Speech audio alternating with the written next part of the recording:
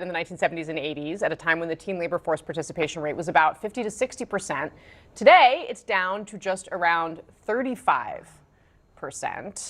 I will say I feel like the landscape, Elliot, has changed for American teenagers in recent years. I mean, I could not wait to be old enough to have a summer job, and it was the first thing that I ran out to do. Now kids have a lot of different pressures on them on the one hand, and also, you know, it's tough out there. The market's tough out there, and it's even worse after their teen years. The Wall Street Journal also did an interesting piece a couple weeks ago about the fact that trade schools have actually gotten incredibly expensive. So folks who were putting off or just choosing not to go to four-year colleges, who were opting to be estheticians or small engine repair or whatever else, are paying a lot of money for that too. It's just very hard to break in and find work now, and people, everybody, of the working age is really confronting that right now. Yeah, well, and listen, anyone that doesn't get to have this experience misses out on sitting perhaps on a TV set 20 years later and telling everyone what they did for their first job and showing them pictures like this one of Elliot in his summer job.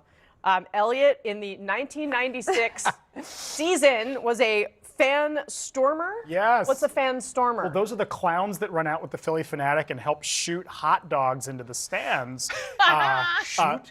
There's a giant hot dog. You had a hot dog. Philadelphia. This is Philadelphia, man. It's a rough time. Do they not have this in every baseball stadium? I actually grew up going to Philly games, right. so the 90s in Philly were a rough time. So needless to say, $40 a night, you got to watch the game, but also would just go out and make fun of people in inning breaks, and that is how I ended up here today.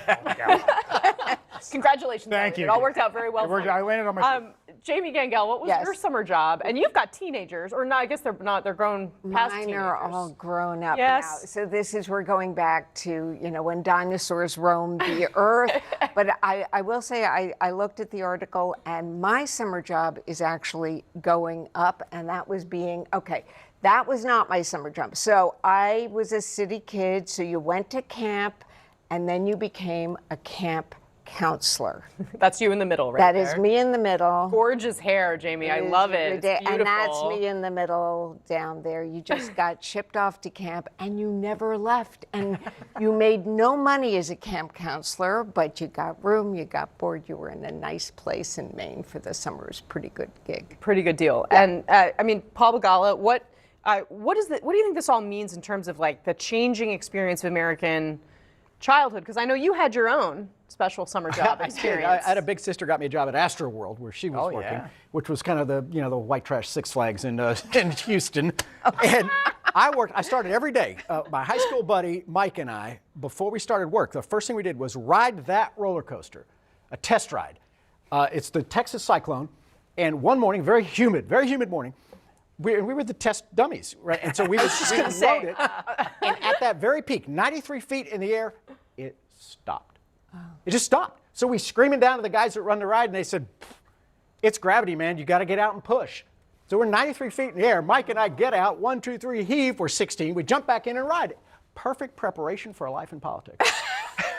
Sometimes Patrick knows this. Sometimes you're going up. Sometimes you're going down. Sometimes you got to get out. You got to get out and push. Greatest job I ever had, Astro World. Right, Congressman. What about you? Mowing grass. My father had a lawn service. I was obligated to work. I was the youngest of 5 kids. Congratulations, this is your summer job, which inspired me to do something else, which is great, very great. Did they pay you for it at least? Oh yeah, I got minimum wage, and thank you to the Democratic Party. My first wage increases were completely unjustified, but I started at $3.35 an hour. Wow. So fantastic work experience, and did inspire me to actually work a little bit harder in school and leave and do something else. And so what do you think, when you look at the landscape today, I know you have younger kids, like, do you think they'll do something like that? Yes, I think they crave it. Yeah. And I think that chart also tells you the big difference between generations. Gen X, the obligation, the first latchkey kids, and you're in the workforce, right? Yeah. So you learn a whole lot more in that experience, and you're a lot sharper coming into the workforce after your education. Those are all very helpful and good things. I think kids do crave that opportunity. And I think what parents have done has pulled back some of these kids from actually participating in the workforce. That is a component of it. This is a larger question about the workforce, though.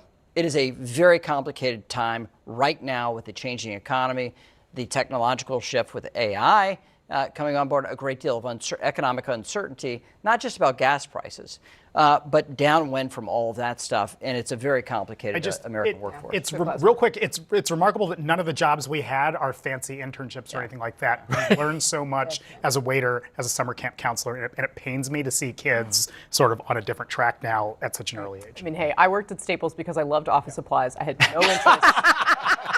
But it's still not a fancy internship. And no, I mean, and it wasn't. It also paid $8 an hour, which was higher than a restaurant. Although I didn't quite understand just how much money you could make from tips. Oh yeah. That said, hey, it worked out fine. Here we are. Ahead here.